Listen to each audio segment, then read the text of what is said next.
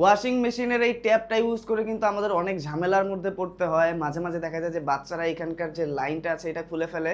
যার কারণে কিন্তু পুরো ফ্লোরটা একদম পানি দিয়ে ভর্তি হয়ে যায়। আবার মাঝে, মাঝে দেখা যায় যে এটা কোনো কারণে লিক করে। কলটা ভালোমতো বন্ধ করলেও কিন্তু টিপ, টিপ, টিপ, টিপ করে পানি পড়তেই থাকে। তাছাড়া এইটার যে সাইজ কলের সেখানে কিন্তু আর কোনো ফার্নিচার অথবা ওয়াশিং মেশিনটা বসানো যায় না। জায়গাটা কোনোভাবে কোনো কাজেই লাগে না। আর সেই জন্যই কিন্তু আমি ইউজ করি এই যে ওয়াশিং মেশিন ট্যাপটা দেখছেন এইটা, এবং এইটা কিন্তু ভাই পুরো স্টেইনলেস স্টিলের, কোনোভাবে জং ধরে না, মরিচা পড়ে না, এবং এটা কিন্তু ইউজ করা একেবারে ইজি। জাস্ট হাত দিয়ে একটা চাপ দিলে দেখবেন যে এটা থেকে পানি পড়ছে, এবং ছেড়ে দিলেই কিন্তু পানির পড়া বন্ধ হয়ে যায়।